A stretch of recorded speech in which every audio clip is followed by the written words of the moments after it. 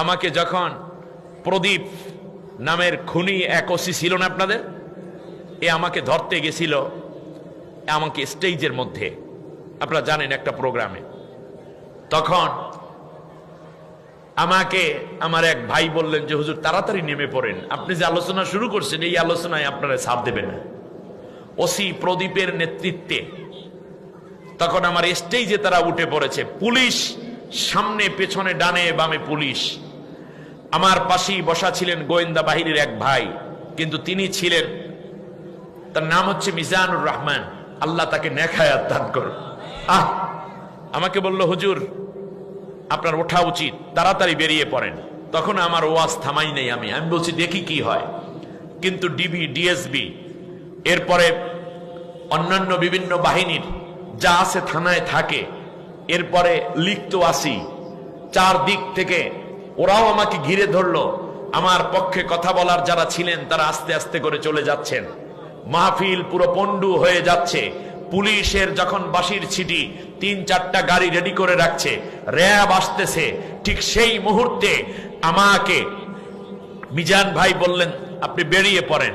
আমি আস্তে করে বের হয়ে গেলাম পুলিশের সামনে দিয়া, কিন্তু পুলিশ আমাকে ধরতে পারে নাই। তার কারণ পুলিশ আমাকে টার্গেট করে আসলেও আমাকে আর চিনতে পারে নাই। আল্লাহ তাআলা আমাকে সেভ করেছেন, সুবহানাল্লাহ বলেন।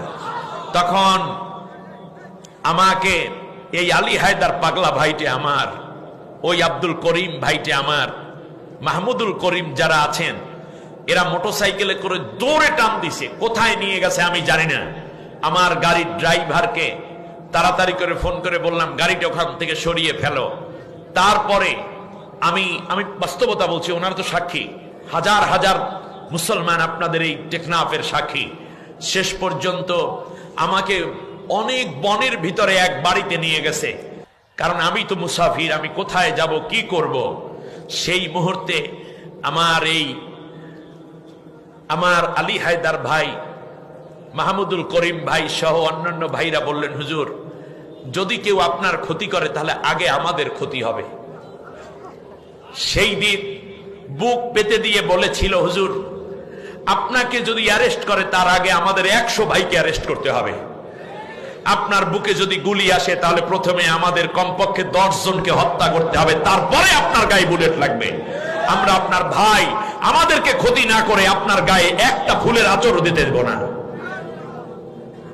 আমি আপনাদেরকে প্রচন্ড ভালোবাসি, যেমন আপনারা আমাকে ভালোবাসেন, মায়া করেন। প্রিয় ভাইয়েরা, আমার সম্মানিতা বোনেরা, আমার মনে পড়ে সেই বাড়ির মা বোনেরা দৌড়ে এসে পর্দার আড়ালে দরজার পাশে ফিসফিস করে বলছে হুজুরকে বলো আমরা প্রয়োজনে দা কাচি নিয়ে ঝাড়ু নিয়ে রেডি থাকবো, কোনো পুলিশ হুজুরকে ক্ষতি করতে পারবে না। তখন রাত 11টা, শীতের দিন, আমার জন্য তারা গরম পানি করে দিয়েছে। আমার জন্য, যেহেতু আমার পোশাক পরিচ্ছদ ছিল না সাথে, ভাইয়েরা কাপড় দিয়েছে, জামা দিয়েছে, কম্বল দিয়েছে। ওই রাতে ছিলাম। সকালে ফজরের আগেই মহিলারা উঠে, আমার মায়েরা উঠে নাস্তা তৈরি করছে আমার জন্য। গরম রুটি, গরম ভাত, গরম গোশত কোত্থেকে পাইল এরা।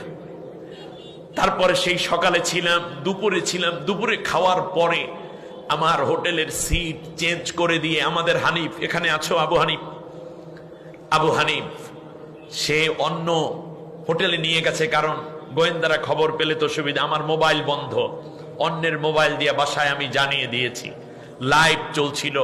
আমার স্বজন, আমার আত্মীয় স্বজন এবং আমার পরিবার খুব তটস্থ ছিল, কারণ এই অঞ্চলে যে কোনো সময় মানুষ কিডন্যাপ হয়ে যায়। কিন্তু আল্লাহ তাআলা হেফাজত করেছেন। আল্লাহর নবীকে রক্ষা করার জন্য আবু হালা রাদিয়াল্লাহু তাআলা নিজে পাথর বুকে নিয়েছেন, শহীদ হয়েছেন সাফার কিনারে। জুনদুব রাদিয়াল্লাহু তাআলা আনহু নবীকে সেভ করার জন্য 82টা তীর নিজের শরীরে বিঁধেছেন উহুদের পাহাড়ে। আমার মনে হচ্ছিল সেই দিনের আমার যারা সেভ করার জন্য এগিয়ে আসছে তারাই আমার আসল ভাই, তারা আমার কলিজার টুকরা। আমি কোনো দিকে ডান বামে না তাকিয়ে, ওখান থেকে বারবার কল আসতেছে, আমি বলে দিছি সরি, আমি আপনার মাহফিলে গেলে হেলিকপ্টারে চড়ে যদি আচারি ভাইয়ের সাথে আসি, তারপরে আমার বিমান, তারপরে কক্সবাজারে আসা আমার জন্য খুব টাফ হয়ে যাবে, রিস্ক হয়ে যাবে, সুতরাং আপনার মাহফিলটা আমি কনসিডার করলাম। বলল যে আপনি বোকা হুজুর, একজনে বলেছে আমি বলছি আমি বোকা না। বললো যে আপনি জীবনে কি 10 লাখ মানুষের সামনে ওয়াজ করবেন? আমি বললাম আমার 10 লাখ দরকার নাই, আমার 10 জন দরকার। আজকের এই বিশাল মাহফিল থেকে আমি কি 10টা ভাইকে পাবো যারা আগামী দিনে আল্লাহর কোরআনের রাজ কায়েমের জন্য, মাসলুমকে বিজয় করার জন্য, নবীর আদর্শ কায়েমের জন্য নিজের বুককে পেতে দিয়ে আল্লাহর কোরআনের বিজয়ের জন্য কাজ করবে? তাহলে হাত তুলে আমি দেখতে চাও।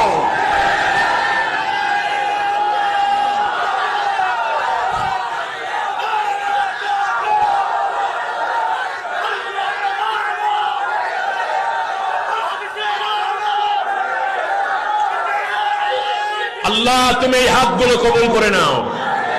আল্লাহ তুমি আমাদেরকে খালিদের মতো শক্তি দাও, ওমরের মতো শক্তি দাও, হানজালার মতো সাহস দাও। আল্লাহ রব্বুল আলামিন তুমি এই বাংলার জমিনে আল্লামা সাইদি সাহেবের মতো লক্ষ লক্ষ সাইদি ঘরে ঘরে দান করে দাও, বলেন আমিন।